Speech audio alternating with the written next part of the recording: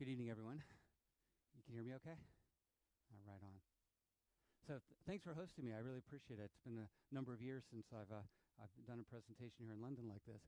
And decided I was going to go with a topic that's been rather topical, one that I keep encountering more and more in the training and the coaching that I'm doing, which really deals with we're beyond having taken in a single project. We're beyond a pilot stage in using Agile, and other parts of the organization start to get involved. So things like budgeting and cost accounting and things like that. So that's really the topic for tonight.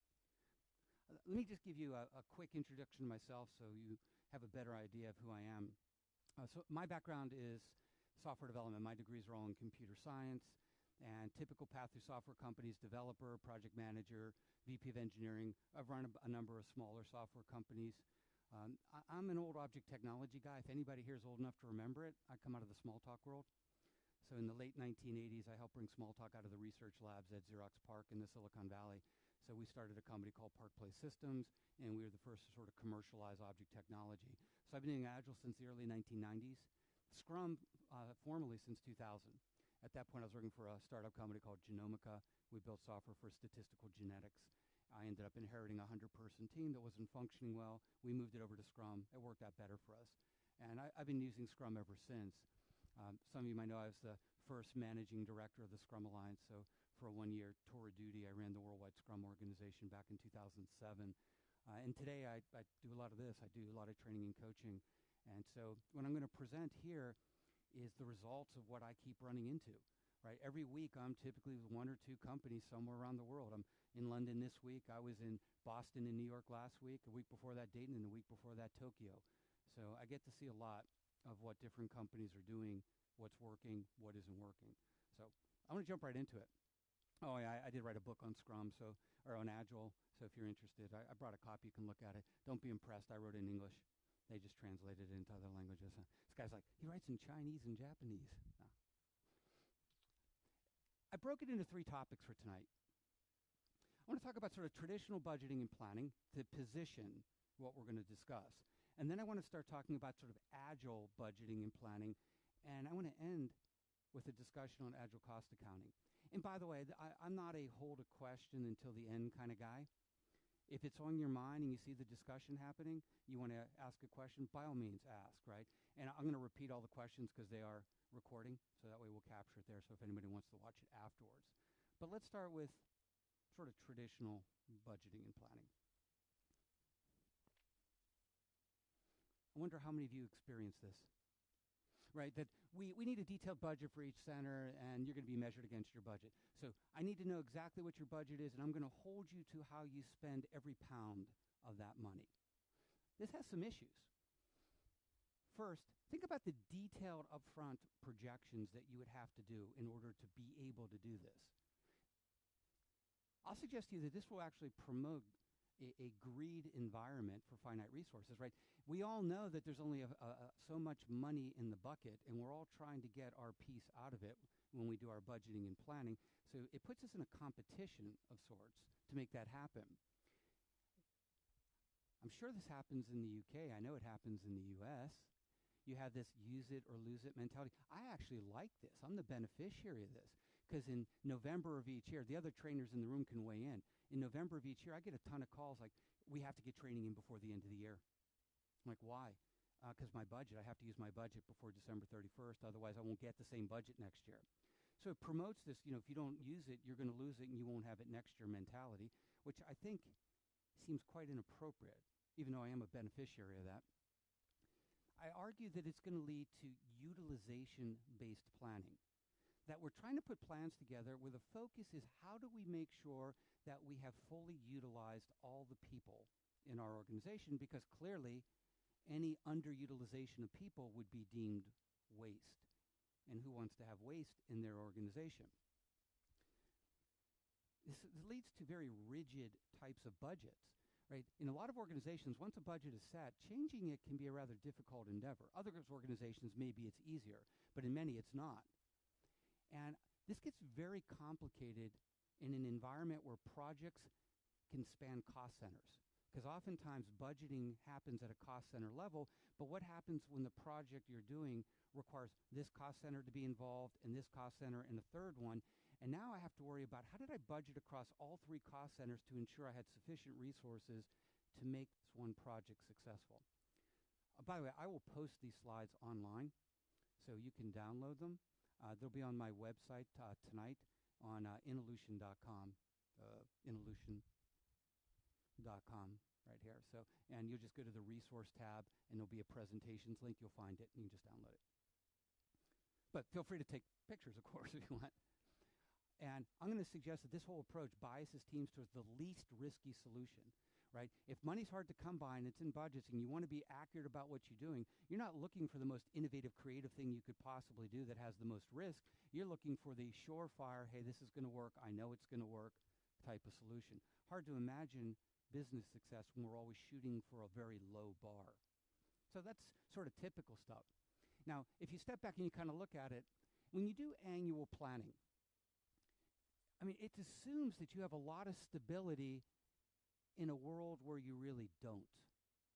If I ask you to plan annually, so please give me your annual plan probably up to 15 months out, right? Because typically in the third quarter of the fiscal year, I want you to plan. Now do it up to 15 months out. Wow, that's a rather risky thing, and can I argue a non-agile-like way of doing it? On the day you have the worst possible knowledge about the upcoming year, please predict exactly what you're going to do up to 15 months out. Oh, and I'm going to hold you to it as well once you've made that prediction. That seems a bit risky for us. There's this belief, though, but if we plan in large batches, we get the sort of manufacturing equivalent of economies of scale, which is not true. Or you'd say, well, big batches are better. Well, big batches are risky because when you plan in large batches, if something were to go wrong, you have a large batch that might need to be reworked or thrown out. So you want to find sort of the economically sensible batch size. This is a diagram borrowed from Donald Reinerson's book, Dealing with Flow, where it shows that somewhere in the middle is probably a decent-sized batch. You don't want to plan in too small of an increment because the overhead's too high, too large, and the waste characteristics start to grow. So there's a proper amount of batch size. We'll have to see if we can find that. Then companies end up with something like this. I wonder if your company has this. The glorious Excel spreadsheet. Let's lay out all the different projects for the entire year with their budgets, their resource allocations in one spreadsheet. And then some poor individual has to own that and keep it updated. I hope that's not you. I certainly don't want it to be me. All right, so let's take a look at what's going on here. First of all, we have to do all this work at the point in time when we have poor information. Do you agree with the following statement? On the first day, either of a new project or of the new year, when you're being asked to do the planning, that is the day you will have the worst possible knowledge you will have over that period of time. Isn't it fair to assume that every subsequent day that you work on something, you're a little bit smarter about what you're doing and not a little bit dumber? You really have to go like this.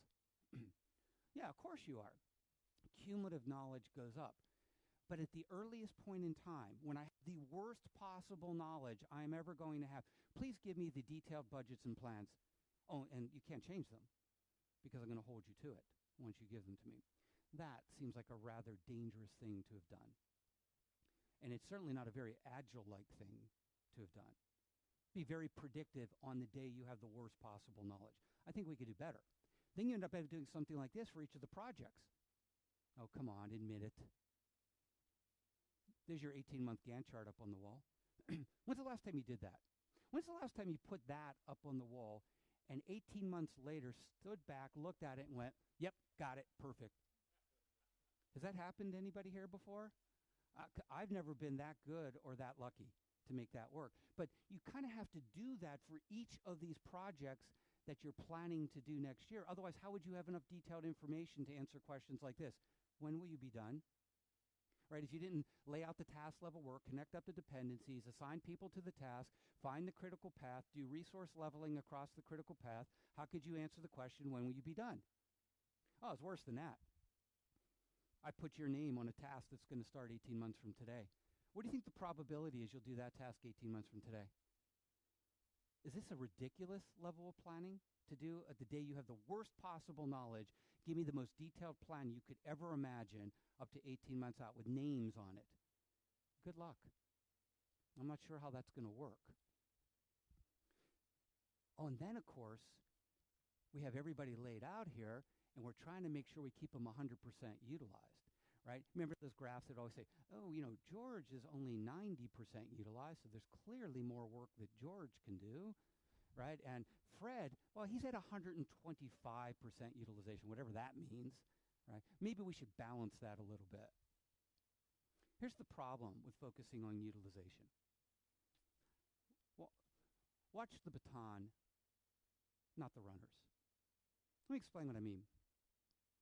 In any organization, I think you're interested in eliminating waste.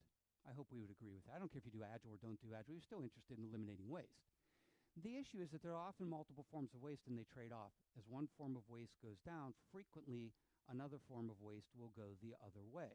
And you have to be able to measure those wastes in the same units of measure, or you don't know that you got rid of the right form of waste. So I have a question for you. In software product development, what is the largest cost? Largest cost in software product development? People, of course, right? Once I equip you with your hardware and your software, all the rest of the cost is people. Hence, once I know my budget, I know my head count. Right? That's how that would typically work. So the most visible form of waste in software product development would be underutilization of your people. It's the most expensive resources, and if you're not utilizing them fully, that feels like waste. So what do most organizations try to do? They try to eliminate that form of waste, drive it to zero. So if I hired you in to do testing, and I assign you to a project, and that project only needs you 60% of your time, if I stop there, it gives the illusion that you're have a 40% underutilization of the tester. And by the way, middle management and senior management probably measures me on how utilized I keep you. That won't work. So what do? I assign you to a second project. Why? And I got you up to 90% utilization. That feels better, but there's still 10% waste, perceived waste. So what do? Well, say hi to 3 projects. Clever me. I've eliminated idle tester waste. I drove underutilization waste of my tester to zero. Question is, what went the other way? Let's see. Let's apply that same strategy to the 4x100 meter relay race at the Olympics. The strategy of let's keep them 100% busy. If I apply that strategy to that race, first observation of that race, that is a very inefficient race. No, it is. I pay those ladies 100% salary to run. Each one runs 25% of the time. No, I have a 75% underutilization of my runners. That won't do. Now, of course, they're going to look at me and say, well, what do you want me to do when I'm not carrying the baton? I don't know, like run up and down the stands or something. No, I pay them to run, right? They should run. Actually, I have a much better suggestion. You'll like this one better. There's another racetrack over there. No, you should run another race over there while you're waiting for the baton over here. Clever me. I have eliminated idle runner waste, completely missing the whole point. In that race, you don't win the gold medal because you kept the runners busy. You won the gold medal because you got the baton across the finish line first, leading to the critical observation. We are watching the wrong thing. In that race, you don't watch the runners. You watch the baton. Now, if the baton ends up on the ground, you don't win the gold medal. Let me translate that back to how it affects us. The baton, that's the work.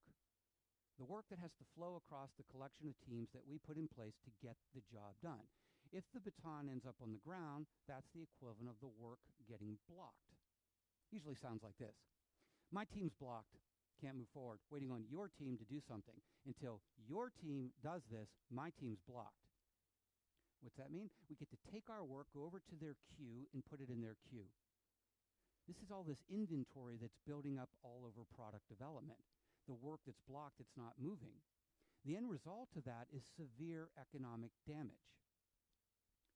What causes the damage in organizations isn't idle workers. It's the idle work. The problem is during budgeting and planning, we're optimizing the wrong variable. We're trying to optimize to keep everybody 100% utilized, missing the point that by doing that, we have all this blocked work building up in queues all over product development. And that's causing severe damage. Look at the graph. I borrowed it from queuing theory. You don't need to know anything about queuing theory to know it's right. You just have to own a computer. What happens when you run your machine at 100% CPU, 100% memory utilization? What happens on your computer? Yeah, nothing happens on your computer. Technically, it's thrashing. You're trying to get more and more work done, and nothing's actually happening. If you find yourself in the high Q state, the worst thing you can do is wait. Literally, it might take an eternity for anything to finish, which means if you find yourself in that state, you're going to open up like Task Manager, start killing jobs, or if it's really bad, what are you going to do? You're going to reboot. It's easy to get into the high Q state. It's hard to get out, right? This is why people who manage server farms for a living know that they never run their servers above 80% utilization. Look at the graph. I'll do the math for you. Math is easy. Go from 80 to 90% in the graph, double the queue size. Go from 90 to 95, double it again. Go from 95 to 100, double it again. You don't want to be anywhere near the exponential part of that curve. But what happens is we drive underutilization waste out of the system. What goes the other way? Queue size. And queue size equals cost of delay. And we pay a huge price for this. If it's not clear, I'll make it. Let's say you went to the coffee shop on your way over. You stopped in, they were 80% utilized. There's 3 people in queue in front of you. We can all do the math. 3 people in front of me, it's taking about 2 minutes per person. Okay, I'll wait. You go in and there's 100% utilization. There's 19 people in queue in front of you. You do that math again, you turn around and walk out. Queue size equals cost of delay. So all that work building up all over product development is causing these huge delay costs. We're planning in a way that's guaranteeing we're going to have enormous economic waste because we're watching the wrong thing. Utilization-based planning is a disaster. Now, the problem is we start generating all this planning inventory, and we have to manage it, right? I got all these spreadsheets that have to be updated. I got all these plans for each of those projects. They're wrong. I know they're wrong. I mean, I was sure about that stuff when I did it. That was a guess. And I'm going to have to update all this inventory. I'm going to have an army of people whose only job in life is to keep the inventory updated, the planning inventory, for no particularly good reason. I don't get any value out of having done that. Right? Now you have this as well. It assumes that they're right. The default assumption was the plan that I put up on the wall the first day was right, and that if the teams start to deviate from the plan during the project, isn't the knee-jerk reaction, bad teams, better get a project manager in here to get you guys back on plan. The more likely assumption is bad plan. Right? I'm reminded of, every time I think about this, in Agile we constantly replan. We don't assume the plans are right at all. The joke here is that, I was informed that your Special Forces, the SAS, have one of their guides is a quote. The quote is, when hiking in the woods and the map and the terrain don't match, in all instances, believe the terrain. Oh, come on, you have to face it. You Brits are sensible people. All right? Map says there's not supposed to be a lake here. I guess there's no lake here. Let's keep going. Should we really follow a plan that we put together on the first day, one that's likely extremely wrong? Or maybe in an Agile world, we buy into the fact of light planning up front with a healthy dose of replanning when the map and the terrain don't match. When the map, the plan up on the wall, and the terrain don't match, it's time to replan. You just don't blindly follow the plan, right? So the belief is that it's a result of poor execution, right? The reason we're doing this. It's ignoring the fact that we're constantly generating information that we should be inspecting and adapting when it shows up. What if we find out our initial assumptions are just wrong? Would you stop? We'll come back to that. I'd like to suggest this. Following that original plan, no matter how well conceived it was or how skillful your execution, that could easily be a recipe for disaster. But it was a great plan. I'm telling you, it's a fantastic plan. And we're executing really well, except we're really not because the plan's changing. I don't think we want to go down this path. And then you have this. Maybe you have to do this in your company, variance analysis. That's our original target. That's where we expect to be. And we set up this threshold. If we ever cross that threshold, we have to do a variance analysis. I typically only work with large companies, really big companies. The one company I work with has a $150 million budget for IT right now. So they do a lot of big things. Well, in companies like that, the moment you cross this threshold, the finance guys get involved to figure out what's going wrong with your project because you've crossed a variance threshold. right? And we're moving, that's our true target, but that's the original target, right? In Agile, we assume we sort of inspect and adapt our way to the right place, not that we could guess the right place on the first day. So the problem here with this whole variance analysis, first, it's reactive in its nature. It only takes place when you cross the variance trigger. Before that, apparently, it doesn't matter. Even though we could be wrong already, but we're not going to do anything until we react to crossing some kind of threshold. Then I have to go into a meeting where I have to justify why I crossed the line here, when my only response could be, because that's the right thing to have done. In the situation we're in, that's the correct action to have taken. But now I'm in meetings pulling me away from doing useful work to justify why I've crossed some of this trigger, right? How can that be a value-adding activity when it's pulling you away from doing value-adding work? Clearly not a winning scenario. I'm arguing this slows down our ability to move quickly because you're going to think twice about taking action because your first thought will be, am I going to cross that threshold and have to go meet with finance to justify why? Again, I can hardly imagine this being an Agile-like way of doing it.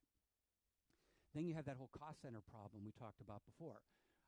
I have all these teams all cluster together into a cost center. They cluster together, so do they. They might interact as well, but they cluster in the cost centers. Now I have a project that requires work in each of these cost centers. Most organizations do cost center focused budgeting. That means this cost center has to understand their piece of that project and budget appropriately just for their piece, which means somebody up front had to carve that into exactly the pieces that each cost center had to deal with and do that correctly. Good luck with that. And if they're wrong, a budget's wrong and it starts cascading across because I realize they need more money to do the job because less of the work is here and more of the work is up there. This is all traditional budgeting. I'm trying to illustrate why in an Agile world, this complicates things to the point where if you try to do this, you likely will not be successful. And the problem is, unless you're in senior management of the finance team, you didn't even see this until they asked you to do work that you didn't want to do anyway. Give me the full plan for the upcoming project. Give me all the requirements on the first day. Let's do it differently then. Let's talk about how we would do this from an Agile perspective. So, Agile budgeting and planning.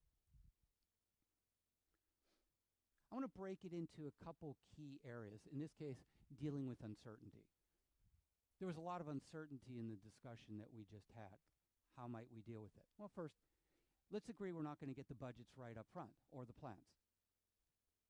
Can you do that in your company? If you made that statement, what would people say to you? Okay, fine, I'll fire you and hire somebody who can. Is that the reaction to that? I mean, in Agile, we don't assume we can get it right on the first day. That's not a very sensible approach for us to have taken. Upfront budgeting and planning should be helpful, though. I'm not saying we don't do any upfront budgeting and planning. I'm simply saying in Agile, we do a helpful amount of upfront budgeting and planning, not an excessive amount. Trying to do it all up to 15 months ahead of time and get full project plans for all the projects that we're anticipating doing is just not a very Agile-like way of doing it. But I don't think I'm going to walk into the CEO's office and say, we're not going to do any budgeting and planning next year. That's not going to work. We do some, obviously. In the spirit of the last responsible moment, I would like to keep my budgeting and planning options open until the last responsible moment. If you're not familiar with that Agile principle, it says this. On the first day when you have the worst possible knowledge, is that the day you really want to make all the critical, irreversible decisions? Likely not. Wouldn't a better strategy be wait until you have better information and then make the decision? Because then you're less likely to make a mistake. It doesn't mean you'll avoid the mistake, just you're less likely to make it. So I want to keep my options open. Why do I want to commit too early to things I don't really know about? Look, we'll plan sort of roughly for the long term, but why can't we plan a little bit more accurately for the short term? We should have better visibility into what's going to happen next versus what's going to happen 12 months from now. So plan that way. And we prefer experimentation. This could be a big change in a lot of organizations. Knowledge acquisition over a desire for precision. People are looking for precision in your budgets or plans when you can't give it. I'd rather say to them, I don't know the answer to that, but I can tell you exactly what experiment or what thing I'm going to do in order to acquire the knowledge. I don't know about your experience. My experience is if I'm dealing with reasonable people, they get that. they get the fact that I know very little today, but if I do some work, I can actually get better knowledge and give you more precision in an answer. And as we said, I want to focus more on adapting in sort of rebudgeting and replanning than conforming to bad budgets and plans, right? When the map and the terrain don't match kind of stuff. So these are sort of the core principles that I want to follow for dealing with uncertainty when I do agile planning and budgeting. Questions on any of that? Please.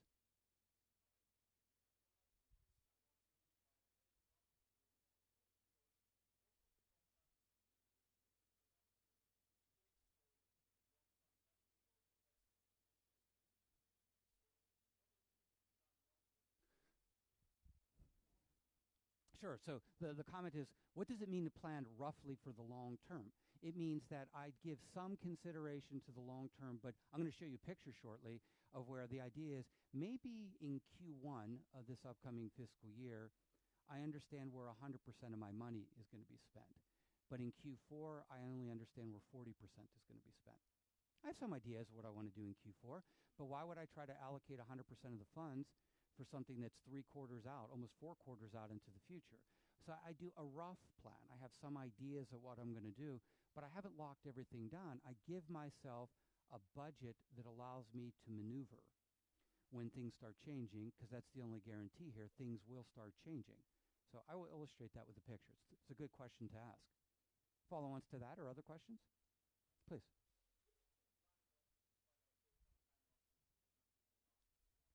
Yes. Economically. You're always trading off two costs when it comes to the last responsible moment. There's always the cost of making the decision traded off against the cost of not making the decision. The last responsible moment occurs when those two curves cross.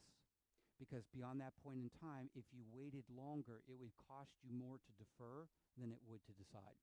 So I base all my decisions on the economics of the choice. Last responsible moment can be defined economically as, yeah, if you waited longer, then you're just spending more money to defer. You should just decide at that point. The problem with deciding too early is if you're wrong, you could be wrong in a very large way.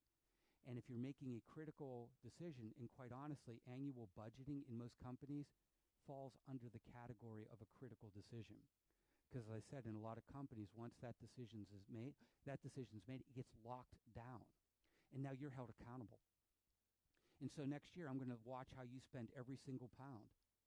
And when you start to deviate for that, I'm going to do all this variance analysis to figure out why you were so wrong. Now get back on your plan. Yeah, but the plan was wrong. I need a different plan. No. That was the baseline plan for the year, and you're deviating from it. I would like to not commit to that until the last responsible moment. More on this to come, by the way. I'm going to illustrate some of these points. So what I'm doing here is I'm laying out the core principles for agile planning and budgeting, and then I'm going to use examples for specific ones. I can't do them all. It would take way too long, but I'll do some of them. Other questions before I go to the next slide, please?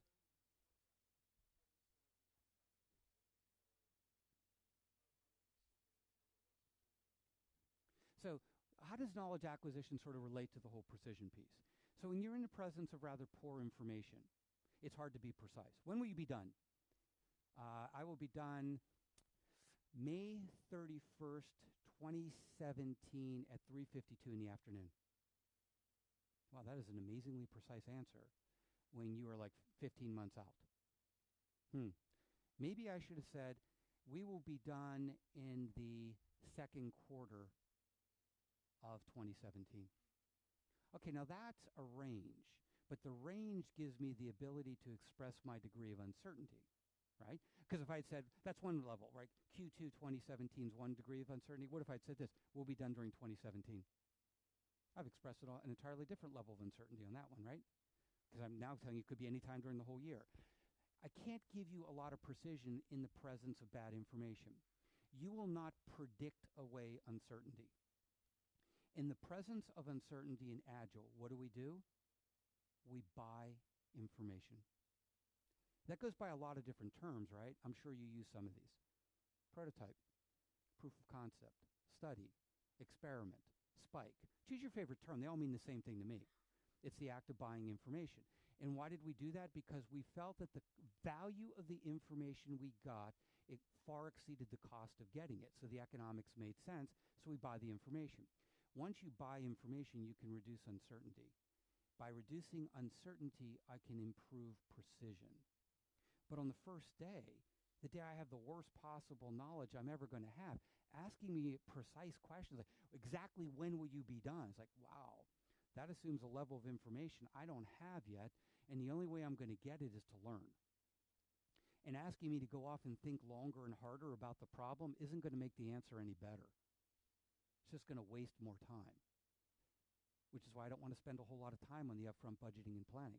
I want to spend a helpful amount of time and then do the rest just in time at the last responsible moment. All right, let's take a little bit further. So now I want to focus on batch size. I brought that up a little bit earlier, this whole concept of batch size. Let's plan and budget in smaller batches. Now, the horizon-adjusted precision is what I was referring to. Look, my precision early on should be better than my precision 4 quarters out. I have better visibility into what we're about to do immediately, like tomorrow, next week, next month. Ask me 12 months out, I'm less likely to give you precision. So I want to sort of horizon adjust my precision here. I'm going to generate all kinds of planning inventory. I need to manage it. The problem before on the watch the baton, not the runners, is that we were building up all this inventory all over product development. That was the blocked work, and that causes severe economic damage. Same thing here. I'm now building up planning inventory, all those spreadsheets, all those project plans that are out there. So I'm going to have some of that, don't get me wrong, but I want to manage it correctly rather than having an army of people that have to continually maintain it at some unreasonable cost. And I'm going to budget more frequently. Why do it once a year? That doesn't feel very agile-like. Why wouldn't you do it in smaller batches and do it more frequently throughout the year? Yes, there'll be some overarching planning that we do because you have to. Right? I don't know about your company, but I've never worked at a company where I had the luxury of asking for a budget. I was always told what my budget was. Here's your budget for the year. And that was easy. Once I knew my budget, I knew my head count. And the only question I had to answer at that point was, given that budget with that head count, what work can I get done out of the portfolio backlog? That's usually the question I had to answer. I'm having a hard time remembering the last time I had the chance to ask for it. Please.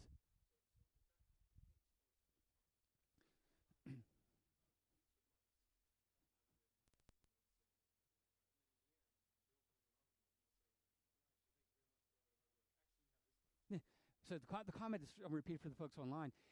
Yeah, I mean, is that how it usually goes? That you do all this work, weeks, maybe even months, to come up with all this data, and then they're like, yeah, nice start you threw in the pub, but that's not the target I actually drew, so we'll just go with mine. I think that happens a lot. Not always, right? I mean, I am sure in certain companies you might have the luxury of actually saying, this is how much money we want. When I worked at IBM, I'll tell you how it worked. It was simple. IBM projected revenues for the next fiscal year. Wall Street told IBM what percentage of revenues they were allowed to spend on R&D. Otherwise, they would punish them, right? And so that gave them a number. That number ended in a B. That was R&D budget. My pitiful little group of 130 people at IBM got some small number that ended in an M. Once I knew that number, I knew my head count. I was good to go. That's how budgeting happened there. I never had the luxury of going back and say, boy, I'd actually like 3X that number. You'd be like, yeah, that's your number. Now make it work. And then the negotiation becomes on what can I get done for that number and whether people will be happy or not with what we can accomplish. Could go a different way. That's how it's always worked for me. Oh, and I want to optimize my budgeting and plannings above the level of the teams and projects. Boy, if I'm down at this level, that is almost like micro budgeting and micro planning. I'd like to try and avoid that. So I want to do it at a higher level, maybe a higher level product level or value stream level would be a much more appropriate level for doing this, because then it gives me the ability to maneuver within a product or value stream to reallocate without having to constantly go up and ask permission to do things, which just slows the whole process down. I'm going to illustrate some more of this, but before I push on, any comments or questions on that? Please.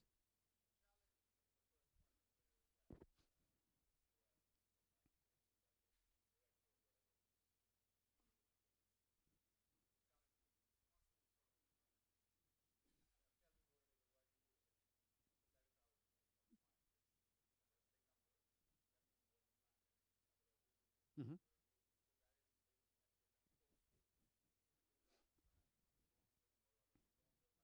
Yeah. So that's the heart of our discussion here is I argue that is exactly what I see in most companies that I visit, that there's a massive disconnect between how we want to do agile downstream and how this upfront process is taking place, and we're being forced into a position to do work that no sensible agilist would ever want to do. Right? But how do you reconcile the fact that you're being told by management, I need to know the number and tell me what I'm going to get. And if you can't tell me now, I'll give it to him. I'll just reallocate it to somebody else. What I'm trying to do, I'm hoping we have some senior managers in the room. Right? I'm trying to get people to understand that this is how we should be doing it, and so they move off of that. If you're looking for me to give you a solution to accommodate that foolishness, I have no solution to offer you. I'm arguing it's the wrong way to do it. That if an organization wants to be successful in the long term, we have to embrace these agile principles through the value chain. Please.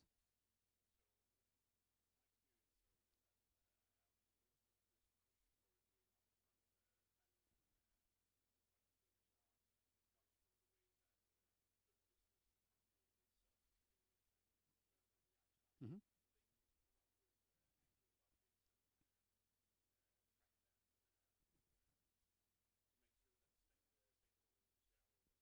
Absolutely. I don't fault them for that. Okay, so, all right, let's handle that. So the question was this. You're a publicly traded company, and you have certain expectations that you're going to hit a certain profit for the year, which means you have to generate a certain amount of revenue, and you have a certain amount of expenses that will offset that. So I have no problem at strategic planning if senior management wants to say, our revenue target for next year is £1 billion, and we expect to have about 800 million in expenses, so we should see 200 million in profit. I'm good with that. That's their job. They should do things like that. The question is, how do we meet that? And what I'm trying to do is say, here's my argument back to senior management. I'd like to help you meet that goal. And what you're asking us to do is just wasting time, that valuable time we could have been spending trying to achieve that goal, because we're producing all of these artifacts that are wrong, that are going to need to constantly be updated. It only gives you the illusion that we understand what we're talking about. And it's only an illusion because we put it together on the first day, the day we had the worst possible knowledge we were ever going to have. So let me work with you to see how we're going to meet that number. And by the way, don't you want to have the ability to maneuver, to pivot, to be agile, nimble, and adjust when business conditions during the next year start to change and competitors take totally unpredictable actions? Nothing that we can predict today, and they do that. Wouldn't it be a better strategy if we moved quickly to a new direction to achieve your 200 million pound profit? That's what I'm trying to do with them. Please.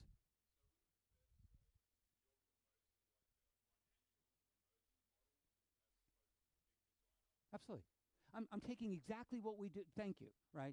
I'm taking exactly what we do with agile development and saying, why can't we apply the same core principles that guide how we build products and use that at the planning and budgeting level to say, why aren't we an agile organization?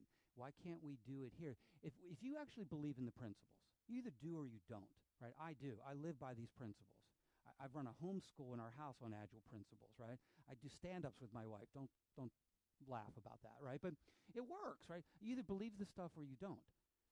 If you believe it, then why wouldn't the same core principles, things like limiting WIP? Oh, you think that's just a development idea? Oh, limiting WIP and work in progress, that's just for development. The business doesn't have to worry about that. How many people here are working on too many projects at the same time? Oh, come on, don't lie. Put your hands up, right? You understand the point. You didn't cause that problem. Somebody above you decided that they were going to inject all that work into the system up front on the first day. So they overloaded the system already. How can you do agile downstream when you're already compromised on the first day? When our WIP limit for doing work in our organization is 10 projects and they've injected 40 into the system at the same time. The same principles we use apply at their level. They just have to apply them. They're not applying agile principles at budgeting and planning, and the problem is they're dragging us into it, and we're having to adjust what we do downstream to make it work upstream for them, and I'm arguing it should be the reverse. Please.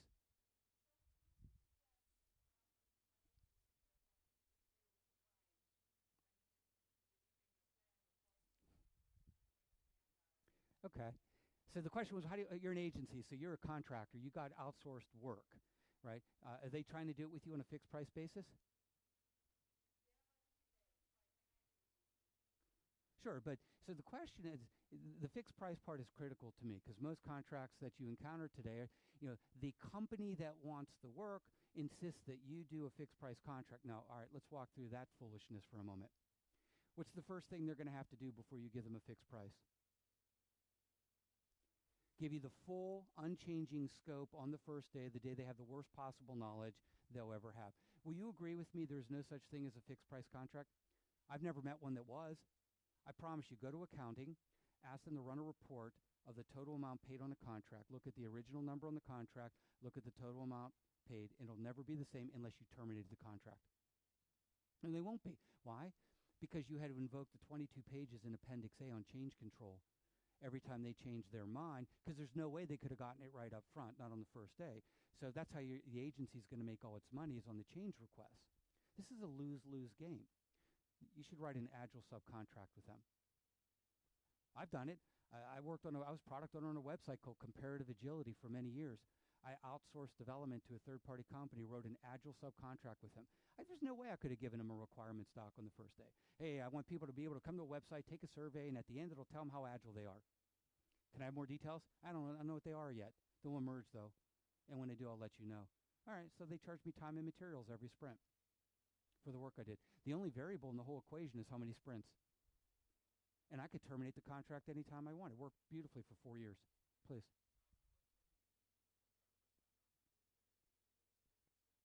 Mm-hmm. So I'm sorry, how do I keep who accountable for the deliverables? Okay, so how do we keep the contractors accountable for deliverables? So the first question is, how specific were you on the deliverables on the first day when you had the worst possible knowledge you will ever have? I'm just curious, right? Because my guess is you've changed your definition of what is a deliverable. I knew it. I wanted a website that allows me to people to take surveys. That's my deliverable. There are a lot of details I haven't specified yet, and I couldn't. They'll come out over time. So accountability is done sprint to sprint, just like you would have done it internally. How is this any different than how you would have done Scrum internally? The only difference is I outsourced and I leased a Scrum Master and a development team from another company. That's the only difference between how I did Scrum and an internal company would have done it. I just leased a team from another company. But I look at the progress every single sprint, just like I would if I was a product owner on an internal team. It's my money. And every sprint I want to know, did I get good value for what I just spent? It's all about the economics. And the moment I'm starting to think I don't get good value, I have a conversation. Hey, I'm not sure I'm getting my 20,000 pounds worth of value this sprint. And if it's a continual problem, either I change my expectations on value or I terminate the contract and I move on, which of course you would have the right to do. So hold them accountable to what? To a vision that's going to be fluctuating over time? You couldn't have locked it down 100% up front. So I hold them accountable every sprint, which is the only reasonable thing I can do. This is what you said you were going to do this sprint. Let's see what you got done. Just like you would in an internal team. These are great questions. It's right to the heart of what we're doing. Let's take it to the next piece. Now I want to talk about sort of this decentralized decision making. Remember, this kind of planning and budgeting tends to be very centralized. Think about the issues. I want to apply this concept that some people call mission command. It's kind of how the military works. Look, mission command is you give the basic idea, folks, this is the mission we're trying to achieve. And each layer down in the hierarchy figures out how to do their piece to align with the mission without the top part of the hierarchy telling everybody all the way down to the bottom how to achieve the goal. Mission command, which allows for, as it says, fast, additive, decentralized decision making. I want to push my planning and budgeting down that way also. This is our overall goal. I want to make 200 million pounds of revenue this year. Now let's figure out how you're going to work in your teams to help me align and achieve that goal, rather than me trying to pre-specify that all the way down to the most detailed team level. It's a ridiculous thing to try and do. But you better have trust. If you don't trust the people below you to make decisions that align with mission command, then you won't do it. No. If I don't do it at my level, I don't trust that it's ever going to happen in the correct way. Then, okay, you don't have the right organization for doing it because you're going to be back to top-down command and control, which in an agile world isn't what we do. We push control down to the lowest level we can possibly push it. And we let people at that level make decisions within their realm of authority. They're not making decisions that bet the company, right? But they're making decisions at their level. You push it down. If you don't have a culture of transparency in place, you're not going to know. You're not going to be able to do this. And the big problem that I see, I wonder if it happens in your company. I had this happen last week at a company I was visiting. Someone would say, this isn't going to work. What we're doing isn't going to work. I'm like, so do your senior management know that? Oh, no. Why not? No, they don't want to hear bad news. So what? Do you only communicate good news up? Bad news doesn't flow up? No, bad news stays here. You're going to tell them that. Okay. I don't know how you're going to be agile in an environment where you don't have transparent access to the information. Remember, agile is an empirical process. There's 3 legs on the agile stool: inspect, adapt, transparency. If you don't have transparency, the other 2 are rather hard to do. Right? You got to have that. And I want to be able to very quickly and very flexibly reallocate resources to swarm on emergent value. What happens when the brilliant idea nobody thought about at strategic planning presents itself? And we're like, that's the billion-pound opportunity right there. Wouldn't you want to very quickly be able to swarm on it? No, look, we can't swarm. Here's the issue. Look at all those plans up there that we're going to have to redo. No, that'll break the budget for this year. We're not allocated to do it that way. We'll talk about variance analysis. We're going to be called out on everything. Let that one go. Okay, let the billion-pound opportunity go then. Or you move quickly onto it. You'd be agile if you did this. I'm more interested in your ability to get rid of bottlenecks than you are to do variance analysis. Don't justify why you varied from some plan you put together on the first day. Remove the bottlenecks so that you're constantly making progress forward, and explain why you're doing that without justifying, hey, you're 10,000 pounds over budget today. How did that happen? Come into my office. I want a complete debrief on why you're 10,000 pounds over budget. It's like, seriously? That's the conversation you want to have with me? There isn't a more valuable conversation you want to have? By the way, is 10,000 pounds bust the budget around here? When you have a 150 million pound budget? Why are we doing this? Look, we plan at multiple levels. This is the planning onion. You can peel back the layers of planning here. All the way from strategy level, which I'm arguing you have to do, not because it defines all of the projects for the upcoming year, but because it defines strategic initiatives that we're going to need. I'll illustrate why in a moment. Portfolio level planning, product level planning, release level planning, sprint level planning, daily level planning. We do a lot of planning here. The stuff we're talking about here is really at sort of strategy portfolio, and it touches product a little bit to the extent that people are asking us for the full project plan for their product. Right? I'm not really talking about sprint level or daily level here. That's a different level of detail that teams deal with. Think about budgeting for a moment. You could sort of break it into 3 major pieces. There's the target. That's what we want to have happen. That's going to come out of strategic planning. This is what we want. That's when we're going to define our strategic themes, our initiatives, and you're going to align a percentage of your budget. I want to spend 40% of next year's budget on keeping the systems alive and running. I want to spend 30% building this cool new system we've been talking about, and another 30% on the next releases of these other major systems. Okay, that I expect to come from senior management. Perfectly reasonable. Strategic vision. Every company should do it. Now, the forecast starts to get into a little bit of an interesting territory. That's what we think will happen. That's what we want to have happen. Let's not confuse what we want with what we think we can do, because they're not the same thing. And then you have sort of resource allocation.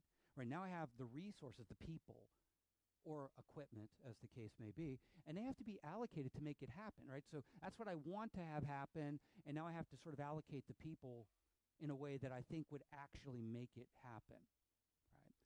Let me illustrate this. So during strategic planning, I expect something like this to result. A pie chart, if you will. Okay, we have £1 billion we're going to spend next year, and I'm going to carve up the pie this way. Initiative 1's getting this much, initiative 2. So you got these major themes or initiatives Again, senior management owns this, and they should definitely do it. And the idea of those initiatives, they inform what I call the strategic filter.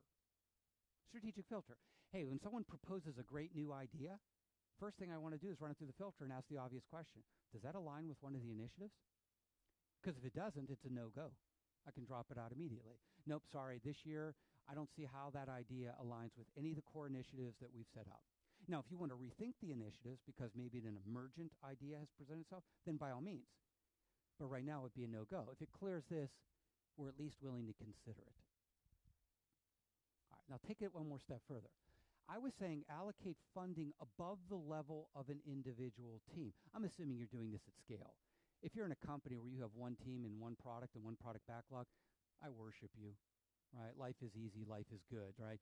That's not what we're talking about here. We're talking about big stuff, right? A lot of money, a lot of teams, a lot of chaos. So you want to allocate money at the value stream or product level. This equates to a value stream, a collection of teams that work collaboratively together to get the baton across the finish line and not drop it on the ground. So we're probably allocating funds at this level, and the goal was to allow the teams inside that value stream under the principle of mission command to make decisions that align with the goal of that value stream without having to keep running up the food chain to get permission to re-budget or reallocate around. I've already assigned the money to the value stream or the product. Let them maneuver inside, make it much more agile-like. So I want to do it at this level. All right, now, this is the question earlier about how do you do sort of horizon-adjusted precision. What I was suggesting was this. In certain companies, maybe they do it this way. This is an example, actually, I picked up at Agile 2015. A friend of mine was presenting about the Finnish broadcasting system, Yle, I think it is, and they were presenting how they do budgeting. And the way they do it is at the beginning of the year, they try to figure out how they're going to spend the money in Q1, the first 3 months.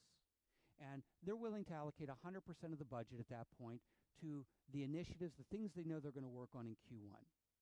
But as they start to move out to Q2, and they look at it and they go, we'll only budget 80%. We're going to keep 20% of the budget for that quarter in reserve. For what? For stuff that's going to happen. Stuff that I'm not going to be able to predict on the first day. It's my buffer of money to maneuver. It's why you don't plan to the last moment of any sprint, right? You need a little bit of ability to maneuver when something changes or goes wrong. In Q3, they only budget 60% of the money, and in Q4, they only budget 40%. So they have less precision as they go out. Okay, look, there's certain things that in any company you'd say, we know we're going to have to do this in Q4. This isn't open for debate. It has to happen there. But there's a lot of other things that could happen there, and who's going to predict those 9 months ahead of time? Right? Isn't it possible we could learn something over the 9 months that precede October that could change our mind about where we want to spend money in October? So why should I do all the work up front with the sole purpose of figuring out where every pound is going to be spent just to get to the beginning of October and go, okay, most of that's wrong, and that's not how I want to spend the money, and now I have to unwind all that inventory that I put together on planning and redo it in the context here. That seems extremely wasteful. Please. Correct. That was allocated for the quarter. So imagine, I mean, I'm not sure it's always going to be this way. You divided your year up into 4 quarters and 1 quarter of the money to each one. Again, it doesn't have to be that way. But whatever that 1 quarter of the money was for quarter 1 fully allocated, I'm saying this is how we're going to spend it. Why? Because near term, and we're going to move down that path. But as we start moving on, it's like, I don't want to tell you how I'm going to spend 100% of the money because I know things are going to change. So why do all the effort to try and figure that out just to be wrong and have to redo all the work? That seems like needlessly wasteful. Please.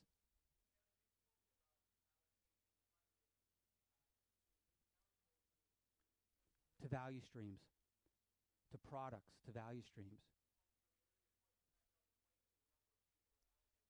There are teams on the value stream. We've assigned inside of each of those boxes. Wow, that was weird. How did I get that far back? I have a certain number of teams in here. these teams, let's assume stable value streams for the moment. So there's a collection of teams that are in that value stream. Here's the good news. I know exactly what it costs me to do each sprint in that value stream. I know which teams are there. I know who's on each team. I need 5 minutes with HR or finance, and they're going to give me a number. Team 1 cost you 20,000 pounds. Team 2 cost you 22,000 pounds. Add it all up, I know exactly what it costs me on a sprint-to-sprint basis to run that value stream. So the moment I know what my budget is to that value stream, I can do all the math. In fact, I can go back if I want to and even calculate it. Let's see, it's a quarter. We're doing 2-week-long sprints. Okay, let's call it 6 sprints. I know what my cost per sprint is in the value stream. I know my budget. But what we're saying is we know what that value stream is going to work on for the first quarter. We've identified the work that's going to them, and we feel comfortable with that we're willing to allocate 100% of the funds versus saying, in Q2, here's your bucket of money, but only 80% of that is to identifiable work that's going to come in over here. We're saving 20% in that bucket because I don't really know what's going to show up over there. Could be some things I don't even know about yet, and less as we went further out. Horizon adjusted precision.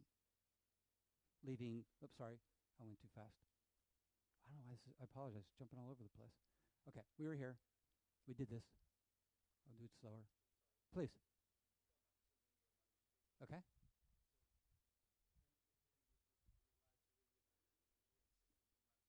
Yes, that's what the second point was all about. Shouldn't the level at which senior management should be involved here is to say, you know what? I think I'm doing some work with a company right now where this happened, right? They moved all the money out of the UK back to the US value stream. Why? Because there was a decision made that something had to happen in the US, so they simply reallocated the funds. But that was a strategic decision at the executive management level, which ought to be their purview. What I don't want them to say is, no, look, we already allocated money to that value stream. It's in the budget. We can't do it. Seriously? You want to run your business, when something emergent happens in the middle of the year, it's like, oops, we have to move the money around. So I think senior management should be able to come in and go, I'm taking your money and I'm moving it over here. Now, what you're going to do with those people has to be decided. Right? I mean, they could still have work, or maybe you just take some of their money, or maybe you reallocate some of the teams into a different value stream, or just move them over as a set of teams to work as another value stream. If you were doing the SAFE model, that could be another release train included within a value stream, things like that. But I would expect senior management should have absolute ability to maneuver at that level. What I don't want them doing is coming up to that team and go, I need a variance analysis for why you're off. Like, seriously? That's the level at which you want to sort of manage control of budgets, is down here?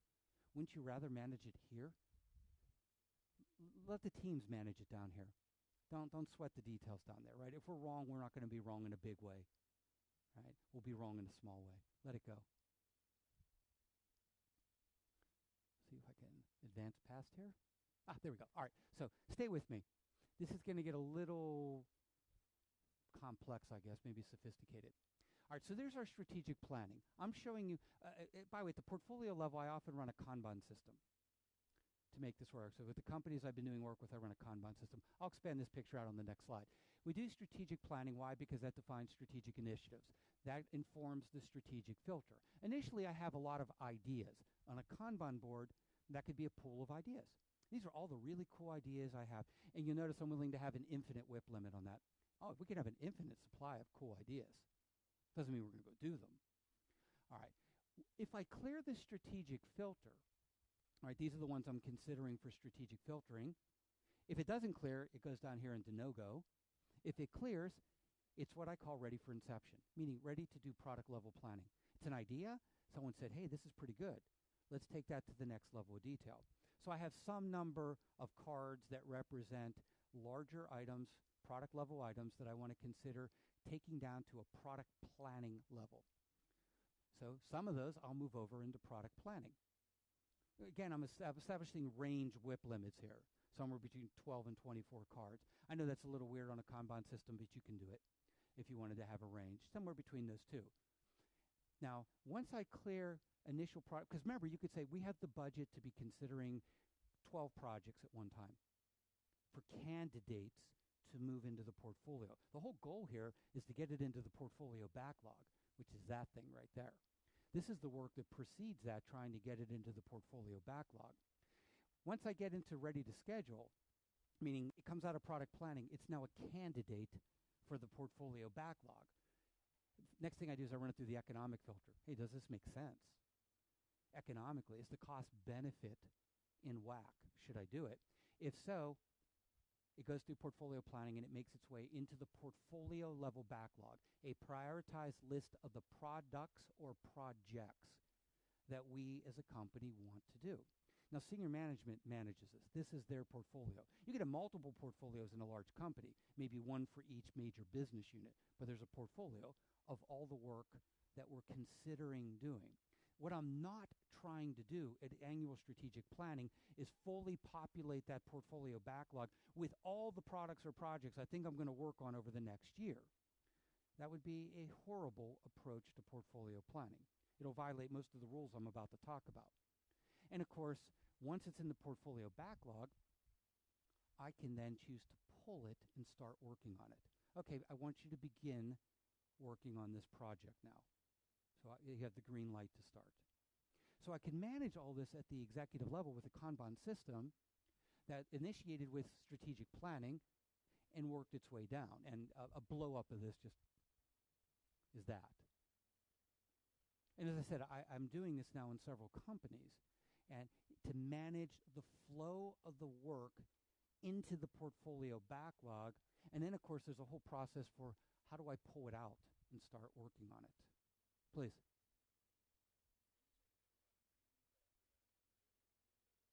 Of course. Absolutely. Yep. Absolutely. So the comment is since it's a Kanban system, or is it a pull-based model? And the answer is absolutely. Absolutely. You're pulling based on available capacity. The problem is, when I asked how many people here work at a company that are working on too many projects at the same time, most of your hands went up. Why? Because you're using a push system. You're not using a pull system. Someone in senior management goes, you got to start working on this next one. We don't have any capacity to do it. I know, but this is an important project. I need you to start working on it now. And they just keep pushing more and more work into the system. And we're saying, no, we're not going to do that anymore. We have a certain finite capacity to do work. By the way, the hint, the unit of capacity in Agile is the team, the high-performance Agile team. So you're not going to calculate your WIP limit based on the number of people you have. You're going to calculate it based on the number of high-performance Agile teams you have, because that's the unit of capacity in Agile. And we would pull that way. I'll give you an indication of that, right? But you'd have a pull model. You're pulling everything across the board. Just like you would in any Kanban system. It's definitely a pull model, not a push. Comments on that? All right, let me take it a little bit further. Hello, why did you stop?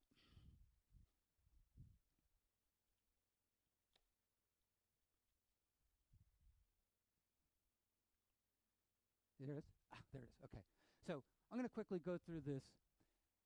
This is a very detailed description that I don't have time to do on portfolio planning. I do like a 90-minute conference presentation. If you want to go to my website, when you go to download this one, you can find the presentation just on portfolio management. Or if you're so inclined, it's chapter 16 of my book called Portfolio Level Planning. But I'll give you sort of like the highlights of it, because I want to get into cost accounting with the time we have left. All right, so basically, to me, portfolio level planning is how do you schedule the items in that portfolio? How do you manage the flow of the work in? How do you manage when to pull work out? And how do you deal with work that's already in process? All right. I'm listing 11 strategies there for how to do agile portfolio management. I have to admit, if I could change one thing at the executive level in pretty much every company I visit, this would be the first thing I would change, by far. I go right after this first. This is the big issue, because this is done so poorly in most companies and so poorly aligned with downstream agile development that every one of you is already compromised on your teams before you even start on day one. So if I could fix this first, that's what I'd go after. 3 strategies for how you put things into the list and order it, rather. 4 for actually how you put them in and when 3 for when you take them out, and 1 for how do you deal with work that's already in flight. Because just because you started working on something doesn't mean you should finish it. All right? So I'm going to just give you a couple examples. I'm offering up, this one said life cycle profits. You need a normalized unit of measure in order to be able to compare things. So here's the issue. You ever have this problem in your company? Someone comes up and says, work on my project first. People are like, why? Oh, it generates £500,000 of revenue in Q2. Someone else walks in. No, work on mine first. Oh, okay, why? Mine will increase customer satisfaction by 5%. Which one's the better project? Which one should we do first? They're like in non-comparable units of measure, right? They're both in proxy variables. What I'm suggesting is you have to convert all proxy variables into life cycle profit space. Proxy variables are things like waste, cycle time, customer satisfaction, variability, innovation, quality. You have to convert all those into life cycle profits. Once I can put them in the same units of measure, I can very quickly weigh one option against another. So you got to transform all proxy variables to get the politics out of the discussion. Because otherwise, the way you're going to prioritize your backlog, noisiest person first. Whoever screams in your face the loudest, you'll just do theirs to shut them up. That's a bad strategy, right? Do that with your children, see how well it works. The louder your children screaming in your face, immediately do what they say. Wonder what behavior that promotes. Right? The goal is you order the backlog so you get the best overall aggregate life cycle profit. Cost of delay is critical in doing all this. The problem is most companies don't even calculate. Cost of delay is the cost of time. Here, I challenge you with a question. Don't answer it out loud, but certainly think about it. Get in your head whatever product or project you're working on. Now, get in your head the date that it's supposed to deploy or ship. All right, you have those in your head now. Whatever that date is, I'm going to delay you by 1 month. Doesn't matter why, but I'm delaying you by 1 month going into production. What is the cost of that delay in life cycle profits? If you're sitting there going, I have no clue, then you're in trouble because you don't know what the cost of time is on your projects. And we always make trade-offs that at some level involve time. How could you make a trade-off involving time if you don't know what the cost of time is? That's why utilization-based planning is a disaster. It optimizes keeping people busy. It sub-optimizes keeping the work flowing. When the work isn't flowing, you incur delay costs. So you might say, wow, I don't ship the product. Every month we don't ship the product. That's 1 million pounds. Okay. A little bit of underutilization costs you 10,000 quid. We're trading off the wrong units. I estimate in t-shirt sizes at the portfolio level. You don't have to be overly precise here. Extra small, small, medium, large, extra large. You put a cost range on them. Now I can communicate to people, that effort, order of magnitude, medium. Think of how much easier it is for you to put medium on something than if I said, no, tell me exactly how many pounds to budget. Okay, 72,385 pounds. How much work would you have to do up front when you had the worst possible knowledge to come up with that number versus medium? You see my point? Medium's just as good, by the way, at this level. You can make a go, no-go decision. I would do it if it's a small or medium. I don't want to do it if it's bigger than a medium. But yet we're going to go tell people to come up with a pound number that's that precise. It's ridiculous. As I said, you have to manage the flow going in with to manage the flow going out. Most of the organizations violate this instantly in the third quarter of their fiscal year. If strategic planning, they define every project up to 15 months out, and they simultaneously dump them all into the portfolio. Can hardly imagine a worse way of doing it. I already said if you don't move on opportunities fast, they could decay exponentially. Emergent opportunity presents itself. Don't worry. We didn't think about it at this year's strategic planning. We'll pick it up at next September's strategic planning. Most of these opportunities decay very quickly. If you don't move quickly, you lose all the value quickly. You have to move fast. This deals with the idea that if you try to work on really big things, like a large farm vehicle hogging the road, it blocks the resources behind you, blocks all the projects behind you, and it causes a huge cost of delay. So when that farmer blocks a small 2-lane country road and the cars can't get around it, all the cars behind it are suffering a cost of delay. When you sum up the total cost of delay of all those cars being blocked, you realize the farmer's actually causing economic damage. put a large item in your portfolio, large items hog the road. They consume large resources for long periods of time. They cause a convoy effect in your portfolio, which means all the small items below it that could have gone through very quickly can't, and they're all now experiencing a cost of delay. When you sum up the total cost of delay of all the small things blocked by the big thing, you'll reach one conclusion. Don't ever do that. I hereby declare you are never allowed to put a large item in your portfolio. You have to break it into smaller and more frequent releases, or at least smaller and more frequent milestones. You ever gone into a restaurant where you can see the available tables and they won't seat your party? You ever wonder why? Because a good restaurateur knows that if 30% of their servers didn't show up, what happens if they seat my party at that table? Bad service? Actually, the problem's much worse. What if they're actually foolish enough to seat my party at that table and attempt to give us service? What happens to the service of all other tables in that restaurant? Oh, you know, it's happened to you, right? You went into the restaurant where the proprietor got greedy, sat too many tables based on a constraint in the restaurant, not enough servers, not enough kitchen capacity. The end result? Everybody gets bad service. This is the analogy I give to senior management when I tell them stop putting so much whip into the system. It's like seating too many tables at the restaurant. Why did you start working on 40 projects? We only have the capacity to do 10. Well, no one ever wants to tell a stakeholder no, that we're not working on their things. So what do? Work on all of them. The result, we make really, really small progress on all of them. When we could have stayed focused on a fewer number, made huge progress, got them done faster. Stop seating so many tables at the restaurant at the same time when you don't have the capacity to serve them. Okay. I'm going to jump by this just for time reasons because I want to handle the last piece here. Cost accounting. One is becoming more and more common in companies they go into. Obviously, companies do cost accounting, but here's the problem. See if your company has this issue. You have the finance team saying, quite honestly, we don't really understand this agile stuff. So you know what? Let's expense everything versus capitalize it. I'm trying to see whose face is freaked out by that, because I know that you're the people that have to deal with the accounting folks. That would be a disaster, right, from a financial point of view. Why? If you classify everything as an expense, you will very likely overpay on your taxes and understate your company's value. I can hardly imagine a worse combination of things, right? The problem is most accounting standards around the world assume a waterfall style development. So the people in finance, they're familiar with the waterfall style of development. They don't really know agile. And all the capitalization rules are defined against waterfall milestones. This is problematic for us in an agile world. So let's see if we can avoid this major impediment. All right. There's our friend waterfall. Here are the typical triggers between when you can capitalize and when you have to expense. You can start capitalizing on a project when you've achieved technical feasibility. These are according to GAAP standards. When you have written managerial approval to proceed.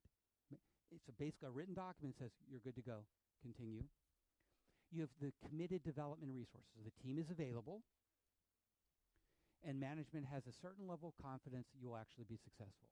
At that point, capitalization could start. Now, if you map that onto a waterfall model, it tends to look like this. Don't get wed to the sizes of the bars. It's just illustrative. During analysis and design, you really haven't triggered those milestones yet, so most of the effort here is being expensed. But once you've cleared that, you typically hit those triggers, and you can start capitalizing the costs during coding and testing, but GAAP rules require all maintenance work has to be expensed, not capitalized. Those are the rules. So you tend to have something that looks like that. Now, again, all accountants around the world intimate with this. If they work in a software company, they know this. How can we do this in an agile-like world when we don't do waterfall? The picture at the top is the image I use for the Scrum framework. So there's the Scrum framework. Now, I'm showing some work that's taking place prior. Sprint 1 in this picture is weeks 4 and 5. But there's some work that had to occur before Sprint 1. If it didn't, how would you have been ready to do the work in Sprint 1? So what I'm showing is some of that portfolio level planning, product level planning, and release planning. Here's an example of how we might do this. and still be in compliance with our finance folks. I would suggest that weeks 1, 2, and 3 in that picture, you're probably going to expense, because we haven't hit the triggers yet that they're going to be looking for when could I start to expense. Week 3 is kind of iffy. Maybe you expense it, maybe you capitalize it. This is where you're doing like a user story writing workshop and you're doing size estimates. Some people would claim, no, that's part of the capitalized cost. Others would say it's expense. You know what? It's not a big deal anyway. It's just going to be 1 week or less. So I don't know that I would sweat that. But clearly beyond that, I'm in the period of time where I can start to capitalize. Not quite that easy. I have to look at what's in the product backlog. Product backlog can hold a variety of types of items. Some of them are features. Well, features can be capitalized. But what if you're repairing defects? That's maintenance work. Maintenance work has to be expensed. And to a certain extent, so does some amount of knowledge acquisition work, because you could claim maybe you haven't hit technical feasibility yet as a milestone. So what you would do is you would look at the items that you brought into the sprint, and on an item-by-item basis, you would make the determination, capitalize or expense. Okay, so look, now we're helping our finance folks understand how they can apply what they know in an agile-like world and not knee-jerk jump to the idea that we're going to have to expense everything, which I promise you no large corporation is going to do, because that's just dumb and it's too expensive. And if they do it, Agile takes a hit, because I've seen one organization where they do this and Agile projects get half the resources of waterfall projects because Agile projects are deemed more expensive from an accounting point of view. All right, oops, I jumped too far. All right, now, part of what I was suggesting earlier was that the unit of capacity in Agile is the team, not this. Telling me how many developers you have, how many QA people, UX people. I don't know how to take that and answer a question like, well, then how many projects out of the portfolio should we start at one time? The unit of capacity is the team. Now, you might give me a multi-dimensional WIP limit. Look, we have the ability to work on 2 type 1 projects, 3 type 2 projects and 2 type 2 projects. Not all teams are fungible. Not all teams are interchangeable. Some teams have to work on particular types of projects, so your WIP limit could easily be multidimensional. But starting here, I can get a gauge on how many projects or products can we realistically do at one time before we're going to start to exceed any reasonable WIP limit that we have. Now the killer. How many people here have to track task hours for cost accounting reasons? Okay, maybe a quarter of the people. If you're doing this now, you know the problems. Right? I mean, just think about it. You hate it. Come on. Right? This is like going back to your time card every week and filling out where you spent every hour of the week, right? And making that happen. I don't know about you. The one time I had to do this, like over 30 years ago, at the end of the week, someone would come slap me with a ruler and go, fill out your time card. And I went back and I'd figure out where to allocate 40 hours. Maybe it was right. Maybe it wasn't. What do you do with hours above 40? I was actually on a time at a project where you were only allowed to allocate 40 hours. What if I worked 50 that week? What about the other 10 hours? That never really gets represented anywhere, right? So now we don't even have an accurate reflection of the effort expended on doing this. I'll argue it just gives you the illusion that you understand what you're doing, and you didn't really get any value. Why does this happen? Well, if you think about it, certainly, and it definitely ignores the fact that the unit of capacity is the team and not the individual. So why am I tracking hours at an individual level when the unit that I'm concerned about is the team? I'm going to show you how to do it a different way that won't require you to go to hours. This is not fantasy. I am doing this with companies today. So this isn't a hypothetical model. Here's your product backlog. Let's say we put story points on it. Got to have some kind of measure on it. All right. Now you'll notice I have in here, features right now. First, I'm going to argue that this is a much more meaningful level to address it than hours. First of all, it's at a unit that makes sense to the business. Those are features that we're trying to build. Right? Not all teams are using it, but a lot of teams are doing some kind of estimate on their product backlog items. So it's already in place. That's good news. And I'm going to argue it's simple, it's reliable, and perhaps most important on this slide, it's easily verifiable. Because if you're in the accounting group, your biggest fear in life is what? You're going to get audited. That's clearly your biggest fear in life. You wake up every morning under the fear that you're going to get audited, so you need something that is easily verifiable, because when the auditor comes in and goes, prove it, you need to be able to show them. All right. Here's how you could do it. Scrum teams have a fixed cost. You know who's on the team. You know the duration of the sprint. As I said, 5 minutes with HR, you got the cost. Let's say it's 20,000 pounds per sprint. Here's your product backlog. It's got a collection of items in it. Let's say we bring, 40 points of work into the sprint. 30 of those points are new features. 5 of those points are defects. And let's say 5 of those are knowledge acquisition work. How do we do cost accounting? Simple. We can capitalize 30 out of the 40 points. Yeah, so we got that. 15K can be capitalized. The other 5K has to be expensed. I can demonstrate it.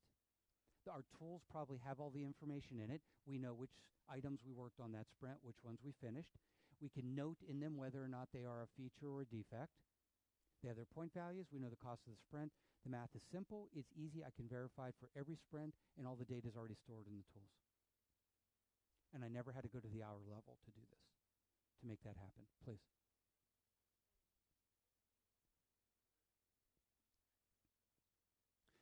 So the comment was, the point values might just be estimates. What if they were, the term I think was horrifically wrong, right?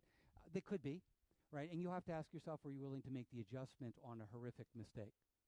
A lot of teams would say they would make the adjustment. If you made a mistake of that magnitude, not making the adjustment feels like a dangerous thing to do. Please.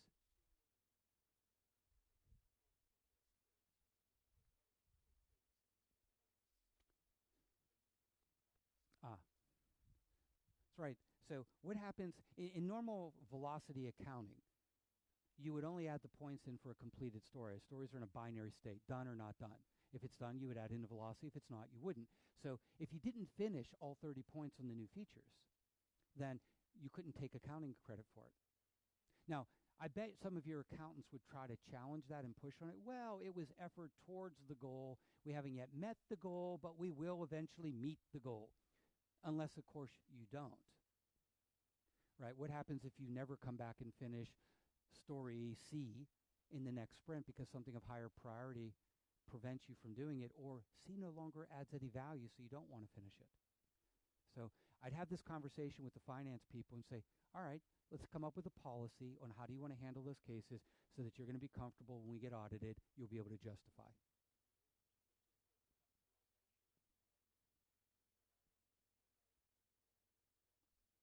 Yeah, you would argue that. You could argue that's how it's set up, but what if they said, no, we're not going to take credit for the other amount at all?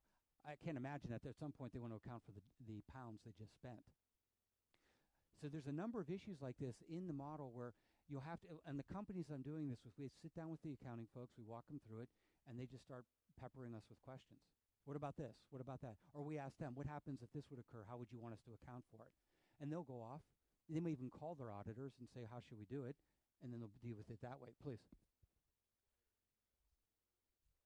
Because it's considered maintenance work.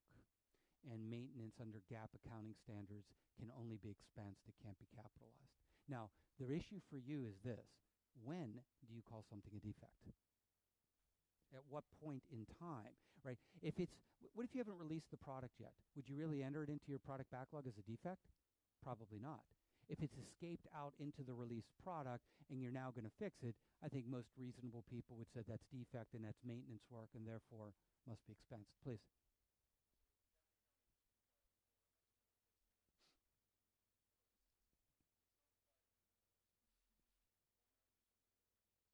Throughput account, what would that look like?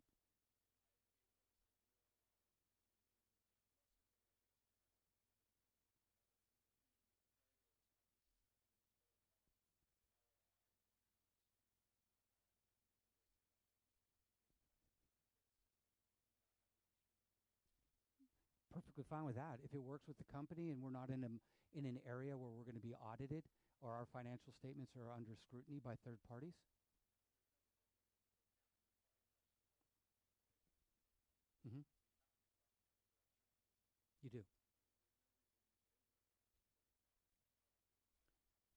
fully agree with that. And when I was running my comparative agility project, I was not doing any of this kind of accounting.